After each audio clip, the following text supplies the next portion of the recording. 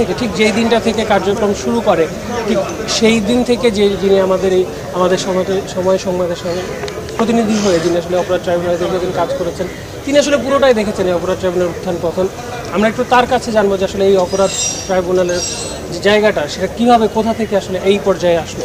না, আসলে আইন আগেরটাই, শুধুমাত্র আসামি পরিবর্তন হয়েছে। আগে এই আইনে ৭১-এর যে মানবতা বিরোধী অপরাধ যারা করেছিলেন তাদের বিচার হয়েছে এবং সেটি আওয়ামী লীগ করেছে এবং তার অধিকাংশই ভুক্তভোগী হয়েছেন জামায়াতের কয়েকজন শীর্ষ নেতা এবং বিএনপির কয়েকজন শীর্ষ নেতা। এরপরে যখন ৫ আগস্টের পট পরিবর্তন হলো, আওয়ামী লীগ ক্ষমতাচ্যুত হলেন, শেখ হাসিনা দেশ ছেড়ে পালিয়ে গেলেন এবং জুলাইয়ে যে ম্যাসাকার হলো, ১৫০০ মানুষকে নির্বিচারে গুলি করে হত্যা করা হলো, প্রায় ২০,০০০ মানুষকে আহত করা হলো, পঙ্গু করা হলো, তারা অনেকেই এখনও হাসপাতালে কাতরাচ্ছেন। তো তাদের বিচারের জন্য সেই একই ট্রাইব্যুনাল এবং একই আইন, কিন্তু এবার বিচার করা হচ্ছে যে আওয়ামী লীগের শীর্ষ নেতাদের, অর্থাৎ যে আইনেটি আওয়ামী লীগ করেছিল, শেখ হাসিনা করেছিল, সেই আইনেই বিচার করা হচ্ছে শেখ হাসিনাকে, আওয়ামী লীগের শীর্ষ নেতাদেরকে এবং একই সঙ্গে আওয়ামী লীগের সঙ্গে যারা জোটভুক্ত ছিল ১৪ দলের শরিক তাদের শীর্ষ নেতাদের কিন্তু এই ট্রাইব্যুনালে বিচার করা হচ্ছে। আজকে সকাল থেকে আপনারা দেখছেন যে ট্রাইব্যুনালের যে এই ২০১০ সালের ২৫শে মার্চ এই ট্রাইব্যুনালের যাত্রাটা শুরু হয়। তখন থেকে আমি কাভার করি, শুরুর দিকে যে পরিস্থিতি ছিল, গণমাধ্যম কর্মীদের যে উপস্থিতি ছিল, যে আগ্রহ ছিল, আজকে এখন এই ২০২৪-এ এসেও ঠিক একই রকম আগ্রহ, একই রকমের পরিবেশ, একই রকমের জটিলতা। সাংবাদিকরা আগেও যেটা ফেস করেছিল এখনও সব কিছু কিন্তু একই রকম আছে, খালি আসামি পরিবর্তন হয়েছে, আইনজীবী পরিবর্তন হয়েছে। আগে আসামি পক্ষের আইনজীবী যারা ছিলেন এখন রাষ্ট্রপক্ষের আইনজীবী হয়েছেন, আর আগে রাষ্ট্রপক্ষের আইনজীবী যারা ছিলেন এখন আসামি পক্ষের আইনজীবী হয়েছে। ওটা এই হচ্ছে পরিবর্তন। আর আজকে ১৪ জনকে হাজির করার কথা ছিল, এর মধ্যে ডক্টর আব্দুর রাজ্জাক, আওয়ামী লীগের প্রেসিডেন্ট সদস্য, তিনি অসুস্থ, তাকে আজকে আদালতে হাজির করা হয়নি। বাকি ১৩ জনকে আনা হয়েছে। এর মধ্যে ৯ জন আওয়ামী লীগের সময়ের মন্ত্রী ছিলেন এবং ২ জন উপদেষ্টা ছিলেন।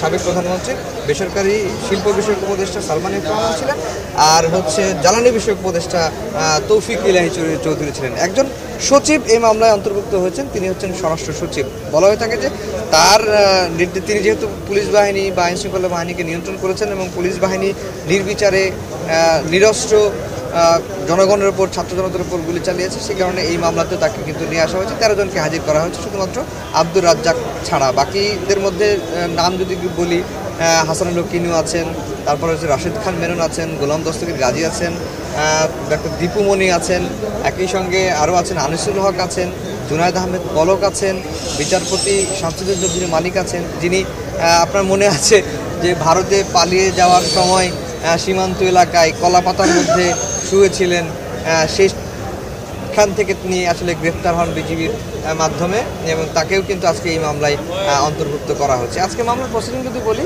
যে আসামিদেরকে অলরেডি বিচারকের সামনে নিয়ে যাওয়া হয়েছে এবং আসামি পক্ষের আইনজীবীও কিন্তু আমরা দেখেছি যে আওয়ামী লীগের বেশ কয়েকজন আইনজীবী যারা সুপ্রিম কোর্টে প্র্যাকটিস করেন তারা কিন্তু এসেছেন। কেউ জিজ্ঞেস করেছে যে আপনি কার পক্ষে এসেছেন, কেউ বলছেন যে তিনি গোলাম দস্তগীর গাজীর পক্ষে এসেছেন, কেউ বলছেন তিনি সালমান এফ রহমানের পক্ষে এসেছেন, আবার একজন বলছিলেন যে তিনি অনেকজন আসামির পক্ষে এসেছেন। আর একজন আইনজীবী, নামকরা আইনজীবী জেডাই খান পান্না, সবাই তাকে চেনেন এবং তিনি জুলাই যে আন্দোলন চলছিল ৬ জন সমন্বয়ককে যখন ডিবি হেফাজতে নেওয়া হয়েছিল তখন তিনি এই ৬ জন সমন্বয়ককে ছাড়ানোর জন্য ডিবি হেফাজত থেকে তিনি কিন্তু মামলা করেছিলেন। তিনিও কিন্তু এই ট্রাইব্যুনালে এসে আসামি পক্ষের আইনজীবী হয়ে লড়বেন, এমনটাই কিন্তু তার সামাজিক যোগাযোগ মাধ্যমে ঘোষণা দিয়েছেন। তো এখন কার্যক্রম শুরু হলে বোঝা যাবে যে আজকে আসলে কি হয়। তবে আমরা যতটুকু বুঝি, যতটুকু প্র্যাকটিস দেখেছি, সেখানে বোঝা যাচ্ছে যে আজকে শুধুমাত্র তাদেরকে হাজির করা হয়েছে। প্রসিকিউশনের কাছে জিজ্ঞেস করা হবে যে তদন্তের কোনো অগ্রগতি আছে কিনা, প্রসিকিউশন যদি জানাবে। আর আসামি পক্ষে কে কার পক্ষে আইনজীবী লড়ছে তারা ওকালতনামা জমা দেবেন, এরপরে হয়তো আসামিদেরকে কারাগারে পাঠানো হবে বা নতুন আরেকটা ডেট দেওয়া হবে। এর বাইরে আর নতুন কিছু নেই।